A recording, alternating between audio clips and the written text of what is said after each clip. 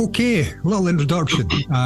This is a series with myself and Camille. We're talking about the state of our world, really, but we are approaching it from an unusual perspective, which is we're trying to get to the root of the problem to see if there's any potential to really change our society. We're working from the premise that human action is what brings into fruition human society, and human action is led by human consciousness, which is thinking. And so if we really want to change human society, not in some kind of great reset manner, not in some planned, predestined order, but actually change it so it's a good society for everyone, then we need to impact human consciousness. And that's what this series is all about. Today, we're talking about, hopefully, two things, if we've got time to. I want to talk about sorrow, suffering, human suffering, which I thought would be a very pertinent question today, given that so many people today must be suffering, given the state of the world, the recent pandemic, the proposed solution to that. And, the fires raging around our world today, the collapsing of the food system, the poverty, so many areas, people are losing family members, people are sick, many people. So the level of human suffering must be intensive and high just now. So I thought that we could start with suffering. And if we've got enough time, we'll move on into death. I'd like to try to keep this to an hour, okay, or thereabouts, for sake of acceptable viewing, okay, in this limited ability to focus world, to keep it kind of, short enough to consume, a consumption-sized chunk. So, human suffering. How do we begin this, Camille? Over to you.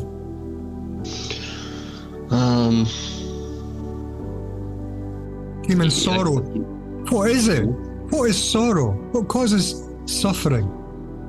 I'm not talking about physical suffering. That's something different, no? If you're sick, there's a physical suffering present in the body which can impact the mind. Talking predominantly about psychological suffering, which is at some point shared across the entirety of the human species, isn't it? At some point, everyone comes to great suffering in their life. Death of a loved one, illness, incapacity, wars, the effects of living in a broken world, the corruption of politics, the dishonesty everywhere, the lies of the media, the manipulation of the media, let's say. What's suffering? What causes suffering? Is it possible for human sorrow to end? But maybe let's start from a different perspective, because because in many cultures there is this idea that the suffering is useful, like for example, right? Eyes twitching. For example, in a Krishnamurti's case, I don't think Krishnamurti ever said it was useful. I think he said. Yeah, but if not his suffering, he would not investigate or even. Yeah, the suffering could be a catalyst to awakening passion. Mm-hmm. Undoubtedly, that's the case. Remaining with suffering, but how many people actually remain with suffering? We escape from suffering, don't we? We take drink. So the way to convert it into a fuel, right, is to just not run away from it. Isn't it? Yeah, but without seeking to convert it into fuel, because that's to seek. We're back in the area of a method again, aren't we? We're trying to go beyond it. If you try to go beyond it, you're not meeting it. You're involved in trying to go beyond it. So be careful. We have to be very careful with words here. That's not conveying a message which is inappropriate to the action. So converting to fuel, okay, but without the intention of converting to fuel. To look at suffering, hold it in your hands and be like, what is this? How does it arise? Not to explain it away as in, my partner's dead or my mother's dead or I'm crippled, I can't walk anymore, I used to be able to walk, and the sorrow that brings, or my son's been killed in a war. Not to look at, to feel justified in carrying sorrow, but to look at it as the phenomenon which arises in consciousness. to look at that as the source of it rather than pinning it onto something else, because it's easy to pin it on something else and say it's inevitable. You know, it's inevitable. I've got to suffer. People carry sorrow their whole lives, don't they? Trauma, post-traumatic stress disorder, things like that. People carry that their whole lives because it's in society. It's kind of almost normalized that in certain circumstances you will suffer, and the best you can do is maybe take some tablets for it, or get drunk, or smoke weed, or lose yourself in sex, or whatever. Watch Netflix morning to night. Get out your head, you know. Yeah, but always you come back to that sorrow, don't you? That carried pain. So I'd like to kind of metaphorically bring it forwards here so that we hold it in our hands and look at it, question it. And with a regard that this might be of assistance, not of direct assistance, but if someone applies perhaps what unfolds in our conversation, that they might find it of benefit, given that the human race is obviously at unprecedented levels of suffering today. So what is it? It's a word. Suffering's a word, you know, as in the window is not the window, something different. So what's sorrow or suffering pointing towards? If we're talking about like unwanted continuity of feelings which make life seem perhaps unlivable, like, you know, just you drag yourself through the day because you've got this heavy weight inside of suffering. This comes to almost everyone on the death of someone close to them, doesn't it? Someone that they feel that they've loved. No? You carry a partner through life, or a child, even worse, perhaps, and then they're gone. And there's this hole in your life, and the memory of the fact that they used to be there. Is it the memory that causes the suffering? Is it remembering what's not there anymore? Is that part of sorrow?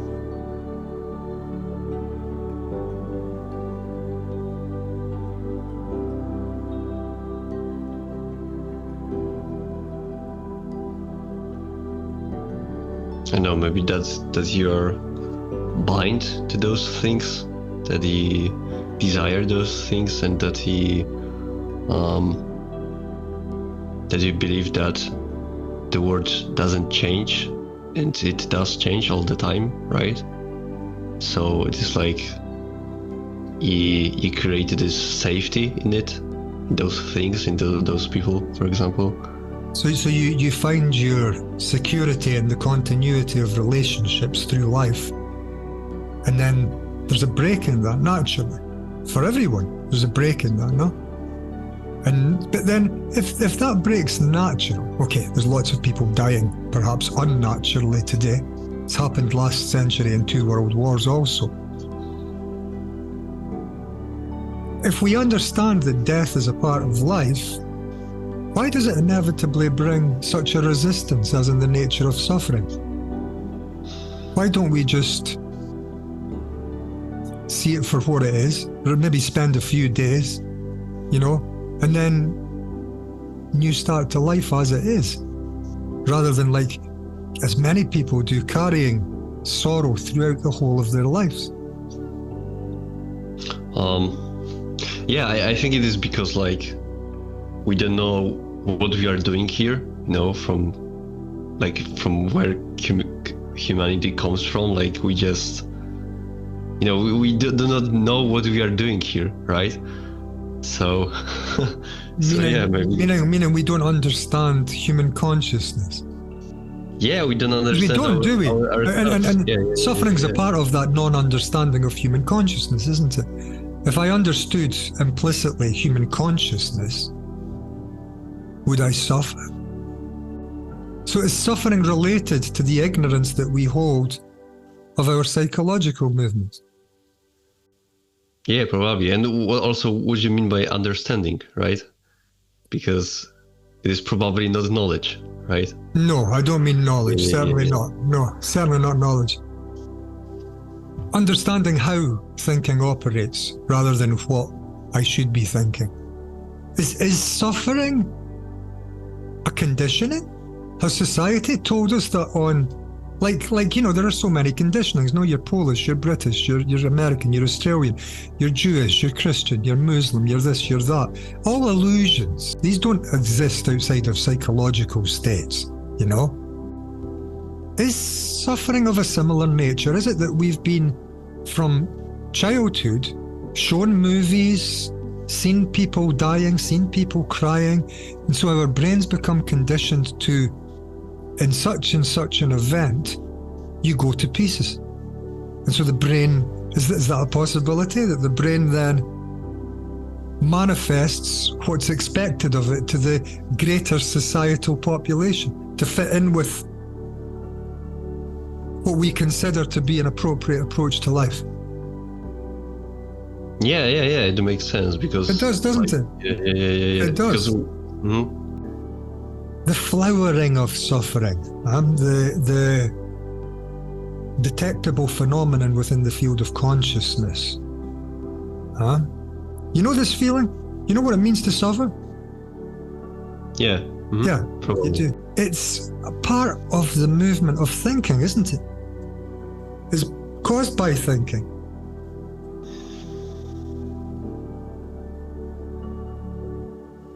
No thinking, no suffering, surely.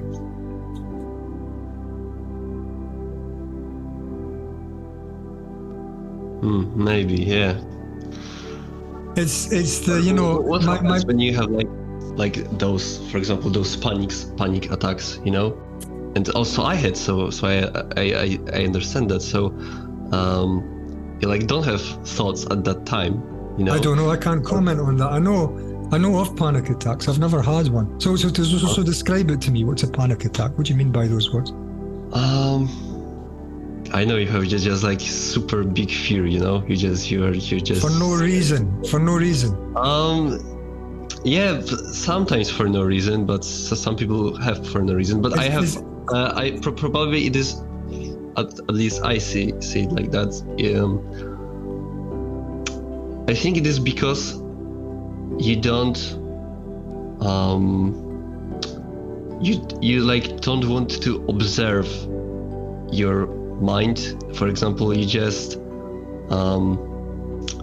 you don't want to investigate that, so that's why you have for no reason, because you just pushed it to the subconscious. I know you don't like this idea, but it makes sense in that case, because you don't consciously you push your thought away. Why say subconscious? You just push something away, no?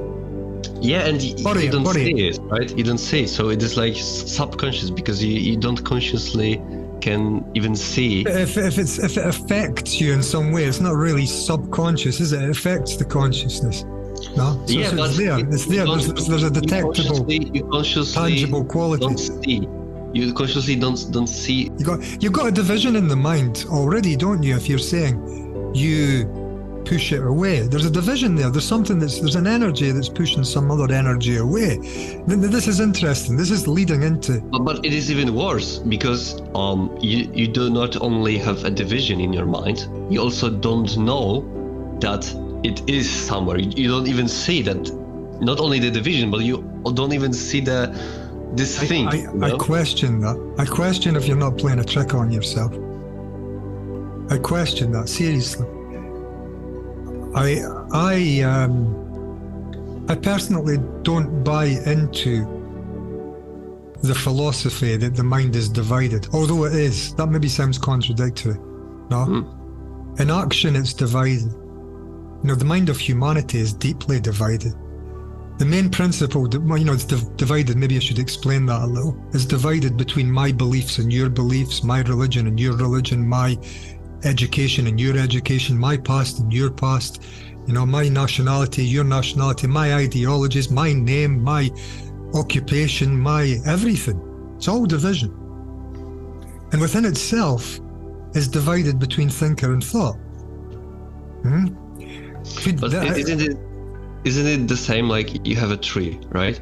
And also the tree is whole, you could say that, but also it has these segments, for example, leaves, the trunk, roots. Yeah, roots. So it is a whole, but you could divide it into some little parts. You can divide it conceptually in words, but it's not divided really. You take away the roots, the whole tree dies. But then you know how the tree works. The brain is also a whole as our body, but you can find those segments, like the segments in our brain, and even the cells, so you can make segments, and how it works. You can divide anything up infinitely. I mean, I think we talked about this in the last talk about the divisive nature of consciousness between thinker and thought. Mm-hmm. Within consciousness, there's a division which is societally conditioned into us, plus traditional in nature. You look back through all of history, it's always been there, which brings every division between people in the external world. I am somebody. This I am, the ego, we call it, no? The movement of thinking, that the ideology is that the movement of thinking has a separate thinker, which in itself is quite contradictory, even if you just look at it at a very superficial glance, because the thinker, it's not like such a straightforward nature, is it? Like, I think thoughts and that's it. If it was, there wouldn't be any conflict. Thoughts are my product. I think what I want to think. I'm something permanent which lasts throughout life. And I think things based on my experience, my knowledge, my memory, my education, and all that stuff. If it were that way, there wouldn't be conflict between the thinker and the thought, and there can be a great deal of conflict between the thinker and the thought. What I'm wondering here is suffering related to this apparent division in consciousness between a perceiver and the perceived? I look at a feeling, I call it suffering. I don't want to feel it, and so I don't, I look at it, I see it, I feel it, I can't get away from it. But I seek external help. I go to a doctor or a psychiatrist, psychotherapist, I take drugs, I smoke hash, I drink alcohol, I do all manner of things to try to escape this thing. I wonder if that division is actual, or if it's part of the phenomenon of the fragmentary nature of thinking. Thinking is knowledge, naming, no? So suffering, me, the observer looking at it, feel I need to act upon it.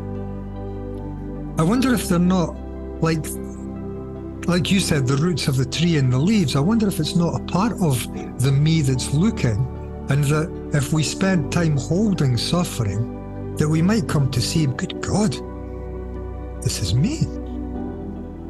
And so a resistance between an observer to the problem and the problem, perceived as being something separate, can dissolve. That, I think, isn't it that the suffering occurs, that I feel something I don't want to feel, and I feel myself to be at a distance from it, psychologically? Yeah. That's what I'm saying, that some people have this, like, strange panic attacks that they don't even know why. They just something's happened to me inside that, my God, I can't do anything about. So I wonder. I'm saying it is possible. Okay, I'm saying this is possible, and anybody that's watching this that's suffering because of some horrendous life situation they find themselves in. Yep. I think suffering can be resolved by not seeking to go beyond it, by allowing it its place, by stop wasting all escaped energy. Don't run and talk to someone else. Don't look at photographs of someone you've lost. Don't cry if you need to. Yep, let that emotion have an expression. Break down if you need to, but remain with it until a clear-sighted vision appears. Inevitably, I don't like to say things like this positive really, but inevitably you come to see that the suffering is being caused by the same mind which is observing it. I don't want to say you're causing the suffering. It's a conditioned movement, so it's an automatic response, a learned response. So until you come to see it clearly, it can't be resolved, of course. I see it clearly. I see the mechanism in the mind which is causing it. It can end. Like we talked about last week about a toothache, it can end if you find the source of the toothache. If you can get to the root of suffering, it can end. If you can see the movement, the inner movements. Now, this might take, a great deal of watching, but it's a resolution in a way which taking a tablet or visiting a psychotherapist who himself is prone to suffering can never resolve. We seem to think that it's the death of someone close to us, or it's the accident I've had, or the disability I'm now living with. The pain is coming from inside me. So we're all the time, if we're blaming it on an external phenomenon, we're all the time missing the mark. We're looking at that and saying, that has to change. Let me in the house, or you shouldn't have died, or I should be able to walk, or rather than this is a psychological phenomenon which is totally divorced from the external circumstances which I'm given credit to having caused it. Yeah, that's true. Every emotion actually you create. So then this can come to an end. If it's related to an external event, I can't do anything about it. But if it's a mechanical functioning of the brain in the way we've been educated, or the way the brain has traditionally functioned over centuries, then I can study this and it can end. Yeah, but it's because it sounds like that you could get this information and apply in a philosophical way. So, for example, explain that before you. So you understand this idea that. No. Yeah, but let me finish. Okay. So you understand this idea that you actually create these emotions and all that stuff. How does that understanding come about? I need to stop you there. Pause there. Keep in mind what you're going to say. What do you mean by you understand that? What does that mean to you? It makes logical sense for me that it works that way, because I know how brain beyond logical thinking. Will making logical sense lead me to the understanding of my suffering? Will a rational analysis by the intellect bring me to the resolution of my suffering? Is that the mechanism, or is it something else? I'm obviously suggesting it's something else. Yeah. So back to the idea of consciousness and subconsciousness. I don't swallow that. I don't see that at all. I think Freud projected his own ideology into human consciousness. I really do. I don't think Freud should be listened to at all. I don't think he is today, but people still naturally accept they've got a conscious and a subconscious, and so this mess. So that's why we have Jung, which does I think that's a Jung's idea. I'm not sure. Throw all these people away. You have consciousness. You can look at it. You don't need these people. You can look at it as it's actually functioning. Yeah, but it is just the way to see at the mind, right? It's a way to see through their ideology. That's not a way to see. No, it's not a way to see. As you said, that it is like a pointers, right? It is like a signs that you. But if the sign's pointing in the wrong direction, I'm lost. You know why should I read Jung when I have a brain? I can look at the brain. I don't need to look at the brain through what Jung says about it. Whether he's right. Yeah, but I can read what he said, then check it if that works, and if that works, then. But most don't do that. Most read and think, he was a doctor. He was, well esteemed. People accepted him, and therefore they form conclusions based on their readings, and then approach themselves through that, and then they're lost. Most people I'm talking about. If you question him, well, why do I need to question him at all? Forget about him and question the brain. Question the mind directly. Watch it in movement. So I maintain that the only bona fide approach here is to look directly at consciousness, to see what's taking place. And when you do, you find inevitably that you appear to be kind of here, and consciousness is a gap. You know, there's a gap between the observer of consciousness and the observed.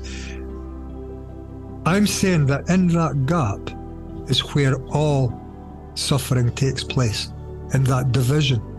And that if you watch very, very, very carefully, if you can be quiet, you can slow thought down. You know, you can slow it down. You can just, chattering away, just slow it down and watch. You'd be surprised to see that the thinker, the observer, is the observed. That thought appears over here, but it's coming from here. And so the gap between the two begins to close. When the observer is the observed, there's no ability to suffer, because suffering implies a duality between a feeling I have that I don't want. If I am suffering, all resistance ends. And if all resistance ends, suffering flowers and dies.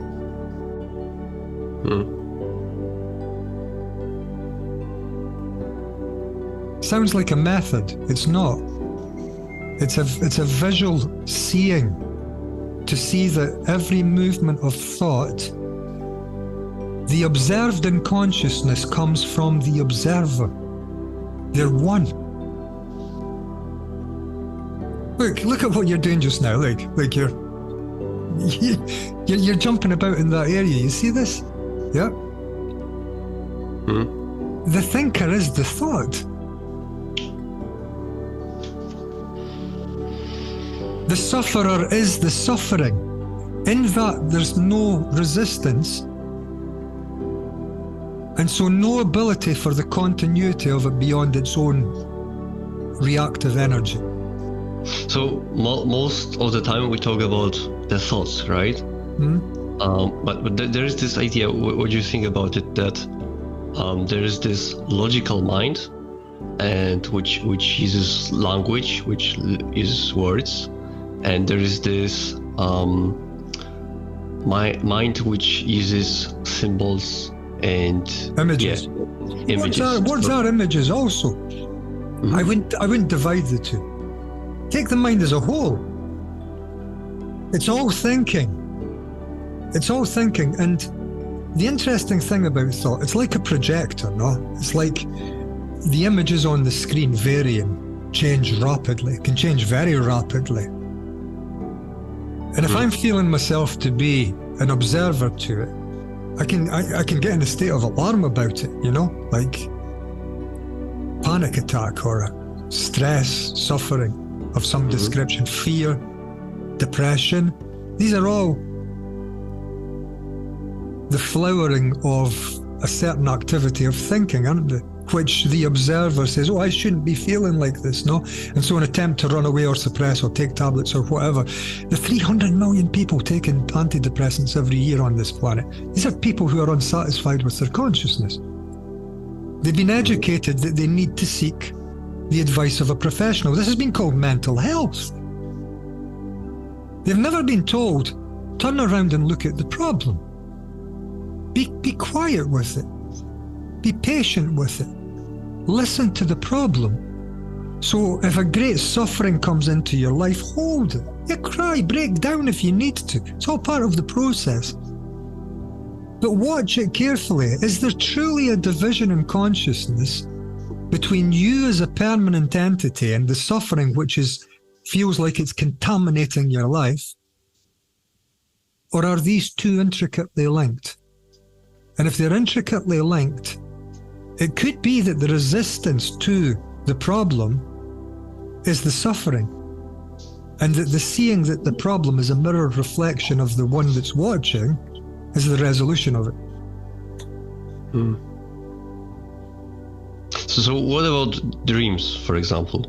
So they are like created from this, at least in this idea, in this theory that you have this it's not a theory. Logic. Not a theory.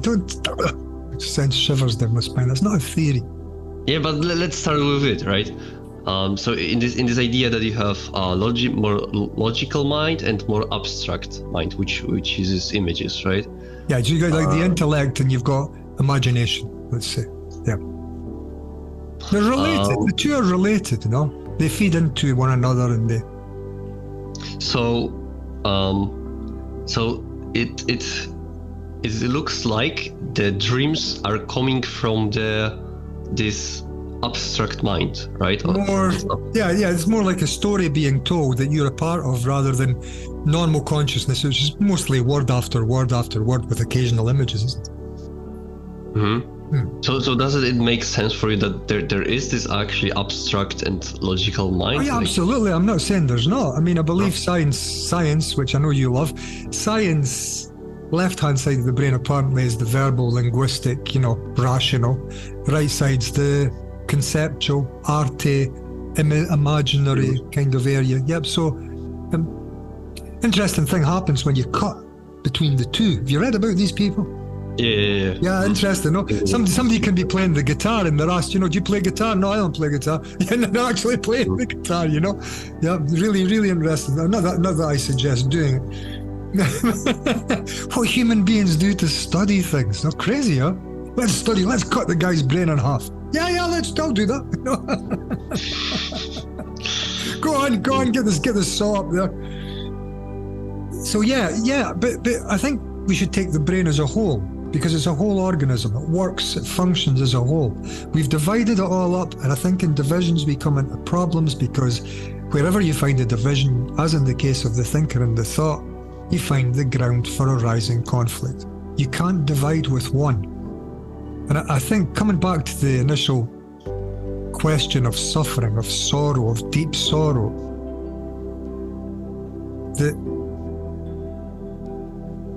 to understand that all thought is thought, the movement of suffering is coming from a movement of thinking. My loved one has died, my wife has left me, or whatever. I can't, my body isn't what it used to be, I'm getting old, I'm lonely. Loneliness is a form of suffering, isn't it? An isolation, a feeling that I'm isolated from relationship, from everything. All of that implies a certain movement of thinking, which, thinking as the self, as the feeling of me, the rational movement within that area, seeks to resolve. And so doesn't ever come into a realization that it's all thinking, that there's a movement of like sorrow. I remember my friend who's died, it causes me pain. And then there's a gap of time, there's a slight movement of time, and then in comes the, I don't want to be feeling this. And then back again into the sorrow, and then, so there's a relationship between two movements of thinking which have the same source, but at the surface level of consciousness appear to be divided. So you create like so that there's coming this thought, and I divided myself from it, and I say I don't want it, I don't want to see it, right? Yeah. So I don't want to see it being a movement of thought, which is the movement which has caused the sorrow. It's all thinking. Thinking has a source, and the source of thinking is the observer. The source of thinking is the thinker. Remember, of course. The source of thought is the thinker. And so I am responsible for it all. So what you're saying is that when you realize that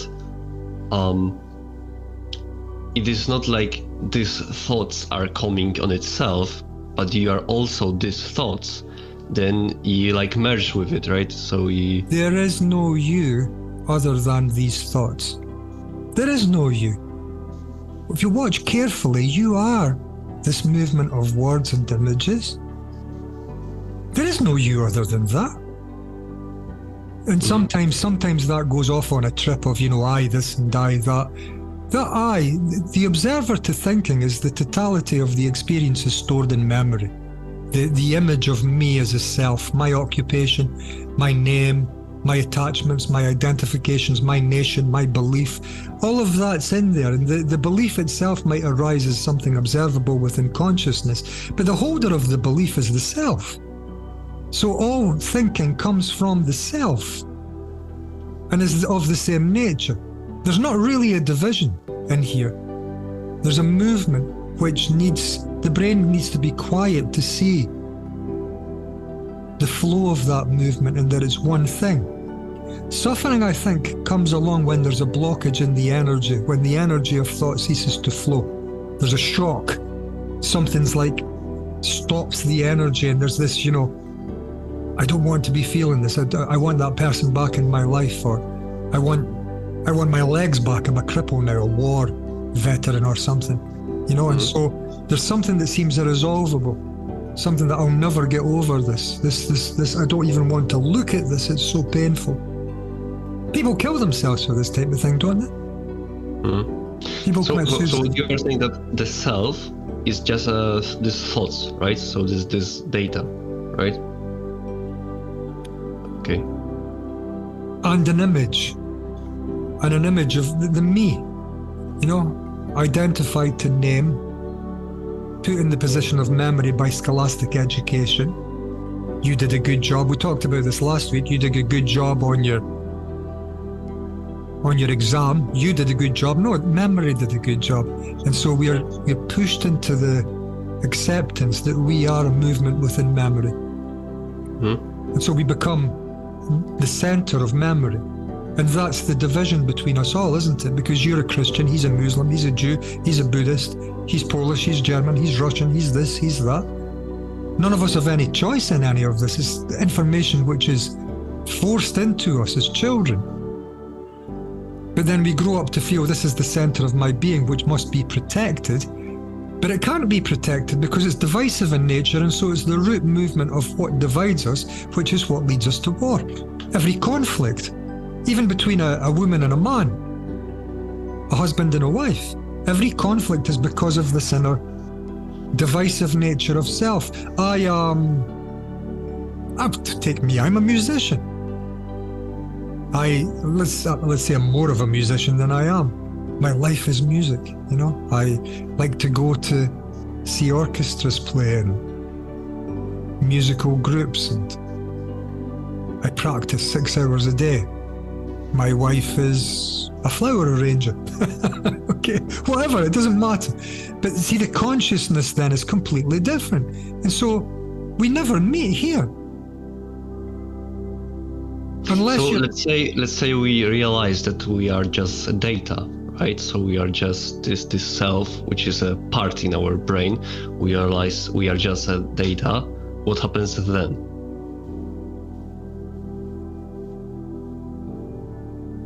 How do you realize you're just data? What's the mechanism? Is it through like an interested debate like this that we come through the words to lead us into that, or is there another movement?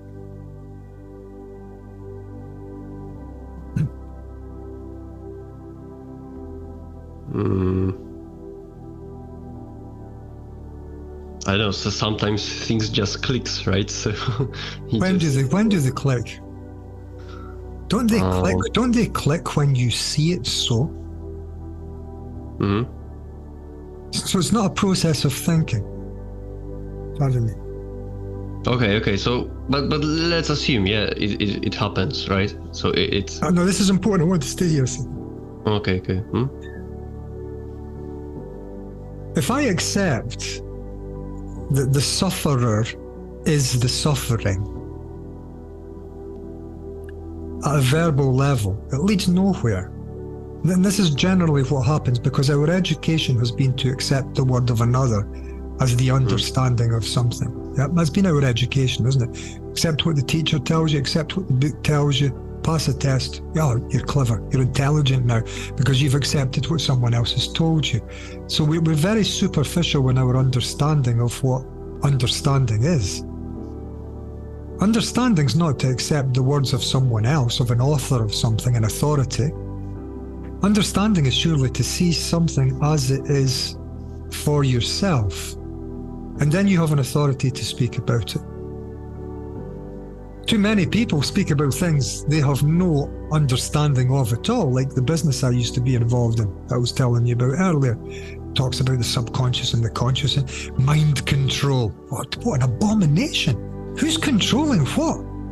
And yet I used to really believe in this stuff and really invested in it. But who's controlling what? Mind control? You know, control? Who's the controller? The controller is the controlled. It's a crazy thing. So when I see something for myself as it is, that's understanding. It's also action. Seeing is action.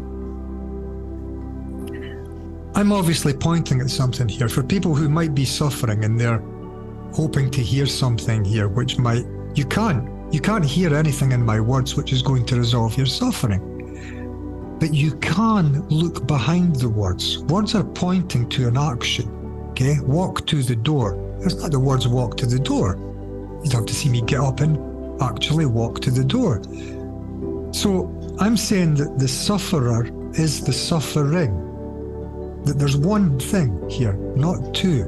And the sufferer who's sitting, hour after hour, my God, my life, I can't tolerate this. I'm saying that movement of thinking is part of the actual suffering, as well as the feeling that it's all one thing. And that for it to change, you need to see it as one thing and undivided from the observer that's looking at it. And that point of seeing is the action which changes. You see it. It's like, my God, it's your discovery. So, I haven't given you something in words. You've come to your own discovery now. And all I've been is like a signpost saying, look over there, look at this. Pay interest to this. Hold suffering in your hands. Study it from every angle. Never escape it for a second, if you can. Let it flower. Let it consume you. Let it do its damage. If it feels like it's, give into it. Stay with it, because the answer to the problem, as in the tooth which is aching, is in the problem itself. And so only by studying the problem, we seek an escape. You see, every psychoactive drug is an escape. You don't suffer because of a lack of some stupid chemical that pharmaceuticals are making billions from. It's not because of that. I mean, how ridiculous. I'm suffering, so I'll take a drug. And then I get even more suffering because I get side effects from the drug. And then I withdraw and I go crazy, and then I think I've got to take them for the rest of my life, We always look for an answer away from the problem. The answer to sorrow is in sorrow. Stay with it, remain with it. It sounds dangerous, doesn't it? Sounds like it's the last thing you should do, really. No? The answer is in the problem.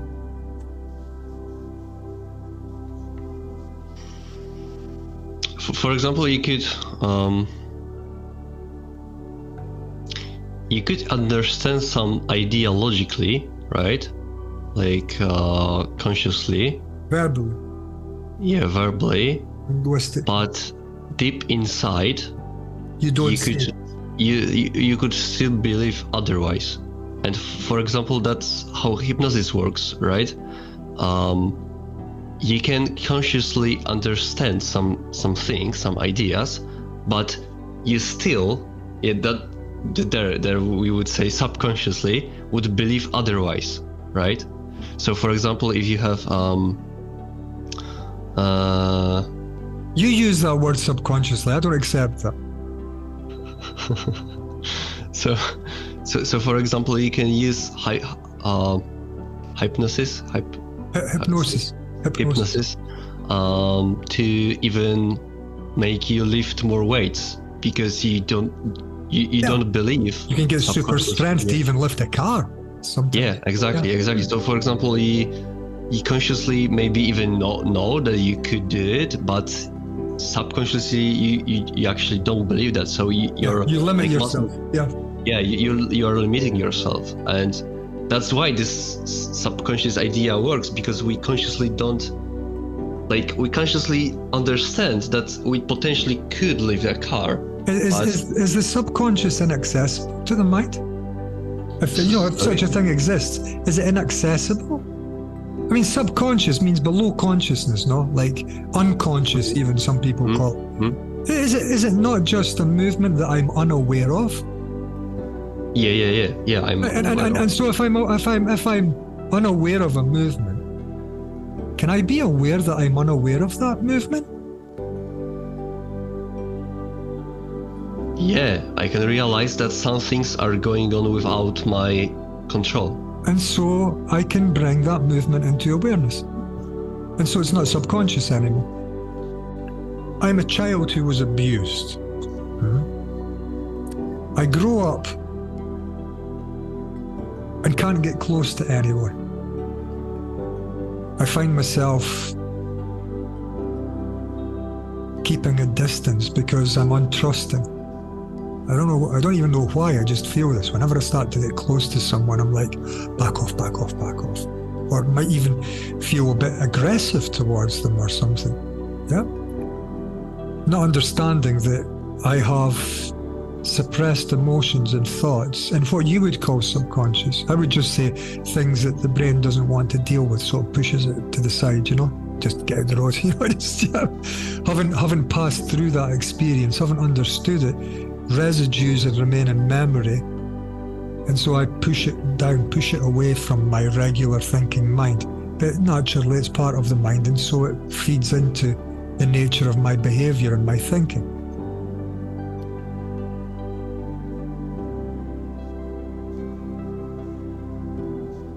In relationship, I can become aware that there's something here. There's something here which is coming from within, which is altering my free ability to meet someone in relationship. And even if I'm not aware of the actual movement itself, I can be aware that I'm unaware of the movement. I can detect the movement subtly and be aware that, hey, there's something here I'm not aware of. So be aware of my unawareness. And automatically becoming aware of my unawareness is awareness. It opens it up.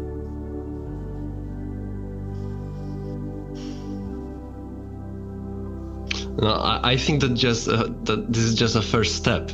I think if you like realize that you are unaware that you are doing something, you can then observe it, right? That's the same thing. Observation is awareness. Isn't it? Yeah. Observation is awareness. You have access now, right? You got access now. Absolutely. You got access. Any attempt to resolve it is a movement away from it. The thing needs understood. It's a problem. And there's another issue here as well, of course. And that issue is that our brain is full of problems. Now, we've been educated to this in school as well as living in memory. 12 years of solving problems conditions the brain to living with problems. So life becomes a problem for many of us. We carry problems, we look for problems, and we carry them inside. And if our brain's cluttered with problems, it's very difficult to solve problems when your brain's full of problems. You need a clear brain, a quiet brain to solve problems. And so, to treat problems in the same way as suffering, to start to look into the nature of thinking, just as it is, not to try to make it better. Who's trying to make it better? Part of what's worse, you see this? If I'm in confusion and I say, my God, I've got to be unconfused, then it's part of my confusion that's seeking to be unconfused. And so every step that confusion makes is more confusion, obviously. So inaction, watching, understanding that I'm in a bit of a trap here, whether it's sorrow or depression or anxiety, fear, any problem in life at all. Something happens and brings me to a feeling of upset. God knows the amount of people that must be feeling like this today. And this is interesting as well. This comes down to human consciousness is actually one movement. It's not your suffering. If you are suffering and someone across the road suffering, and someone in the next city is suffering, and it's exactly the same consciousness.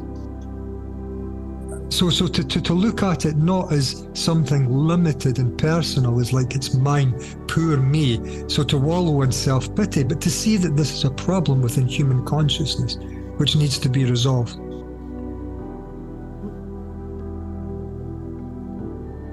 Yeah, I have to look at it. how this works, because maybe you're right that you should just observe, but it sounds like a system, you know, to make to make things work. The words sound like a system. Sounds like a guidebook, doesn't it? Yeah, exactly. No, to look, to realize, you know, that if look at the basic structure of consciousness, how it functions. Fear, desire, constant demand for pleasure, sexual and otherwise. This is the basic fundamental structure of it, isn't it? Movement in time, between past memory continuing into future, progressing, building upon the past, sense of identity, me. This is the same structure for every human being alive. The difference is in the surface layers of memory. I'm a Christian, I'm a Catholic, I'm a Protestant, I'm a Muslim, I'm a this, I'm a that.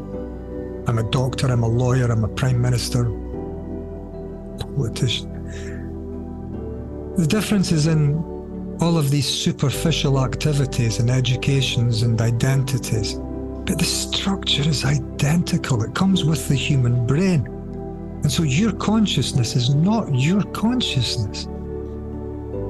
It's the consciousness of humanity. And so if we can bring a change in that consciousness of humanity, we're bringing a change to the total consciousness of humanity. If I can change, then that consciousness has some new quality to it that wasn't there before.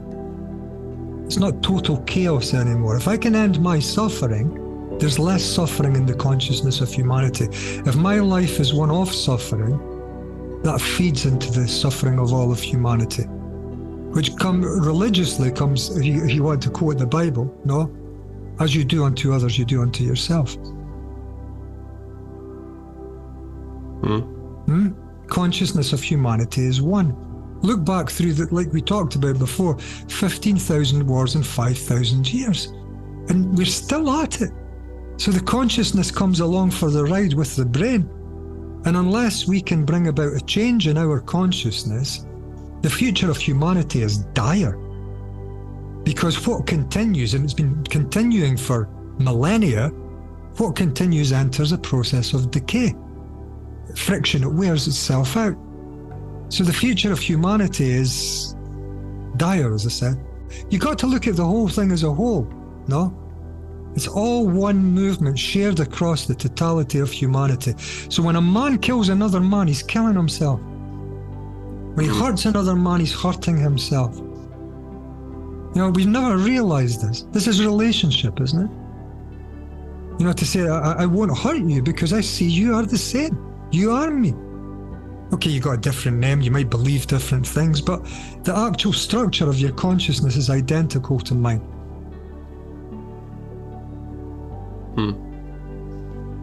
I don't know about that, but yeah, maybe it is. Look, take some time. Look into this, how much time do you give to your filmmaking? 5 years. Imagine if you gave 5 years or more to this, like intensive study. 5 years, can you imagine?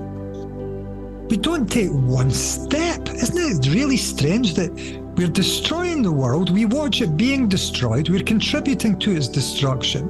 That destruction is inside of us as well as outside of us. The chaos is in and out. And we never for a second stop and say, what the hell is going on here? Let's take a look at this. Not through the book, not through the words of another, not through a priest or a doctor or a scientist or a, God forbid, a government. But for myself, I need to understand this consciousness for the sake of my own life and for the sake of everyone else's lives sharing this planet with me who are sharing the same consciousness. Yeah, we will meet in 5 years and we will see. Is this a challenge here? What's that your challenge? Yeah. But yeah, there's also this trap that you will become better at consciousness, right? So So That's the trap, of course. So I have to be Yeah. aware of the traps, no? I have to be aware of the traps. You can't better consciousness.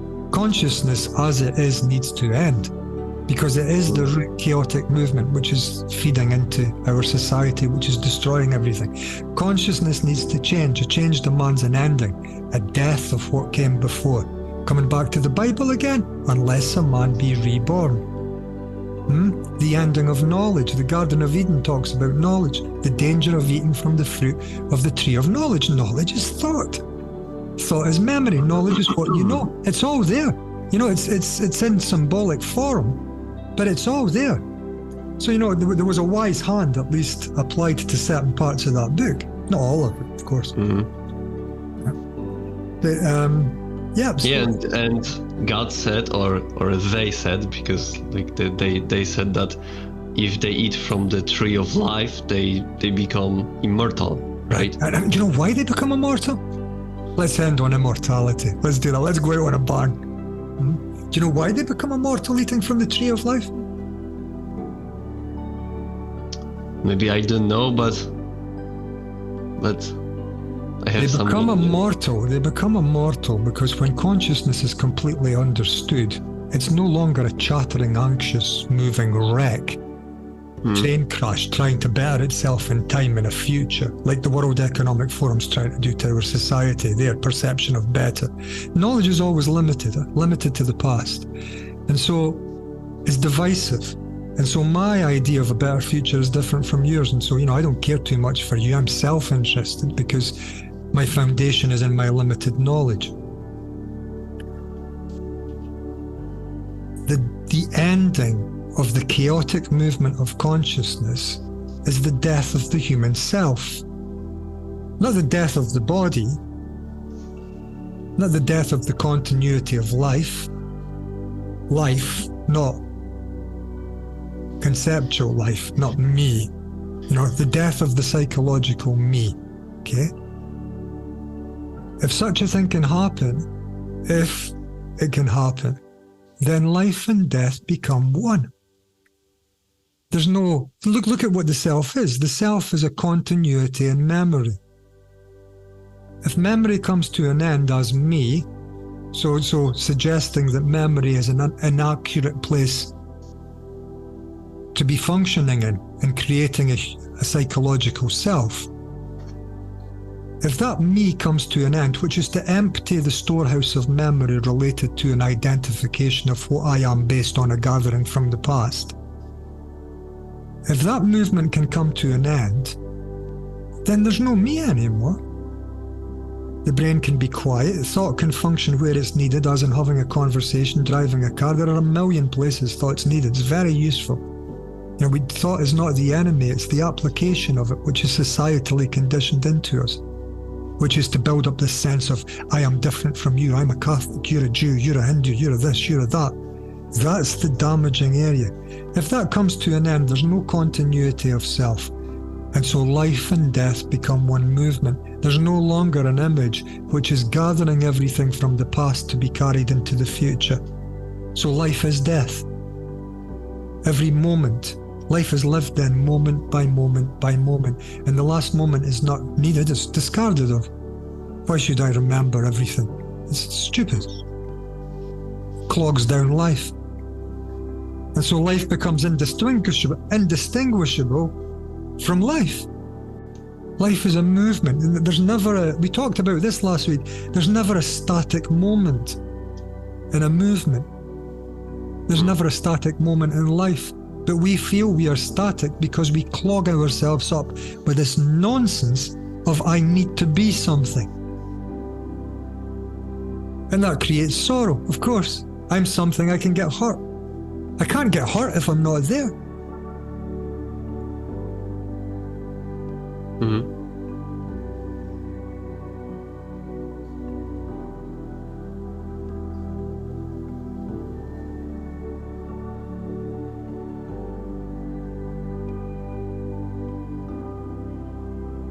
I'll join.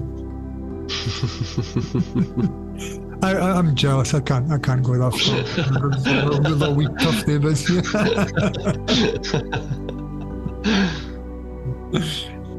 Okay, so yeah, if you're suffering, look at your suffering, or be forever chained to doctors, psychotherapists, and never rid suffering and die suffering. That's what most people do. No? Is it possible for human consciousness to change, to be something different than this mournful round of repetitive sorrow, fighting? This is all based in human self. You can understand the human self by watching it without choice, which is an arduous road to travel. It's difficult because you're swimming against the tide of human consciousness, which is the whole movement of humanity is moving progressively forwards. Yep, and you're turning around and saying, no, I'm going back. I'm not going in that direction anymore. I want to negate that movement. Okay? Negate it all. Come to non-movement. Be here now, not become something in the future based on what I've been in the past, forever building, and so on a process of decay. I think that's enough for today. What do you think? Yeah. Yeah, that's just over an hour. It's a good length. So I'm going to sign off for now. Hope that someone enjoyed that. Do you want to say a word of goodbye? Come on, be a host. Yeah, so thanks for having me. Yeah. Pleasure as always. Pleasure as always. Catch you in the next episode. I'm going to stop recording right now.